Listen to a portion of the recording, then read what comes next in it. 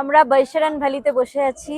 ওই যে পেছনে বিশাল ভ্যালি, মিনি সুইজারল্যান্ড। এখানে সবকিছুরই দাম বেশি। কিন্তু আইস নেই মিনি সুইজারল্যান্ড, ওই ড্রোন উড়িয়েছে। মিনি সুইজারল্যান্ড, ওই যে একটা ড্রোন উড়িয়েছে কেউ। एक तरफ मर्द बना था, एक तरफ औरत। दो তো कारीगर, ये प्लेट छापा नहीं हिसाब। এখানে সবকিছুরই দাম বেশি। কত বললো এর দাম? বাদাম মিল্ক কত? ये विविंग हाँ? विविंग काम है हिसाब, ये छापा 100। नहीं है। বাদাম মিল্ক मशीन 100 का টাকা। बटन दबाएगा 1000 मीटर বাপরে। चलाएगा। शॉल से আর हर जगह मिलता है आजकल। वो जमाना गया, কফি इधर खेत में आया। 50 টাকা।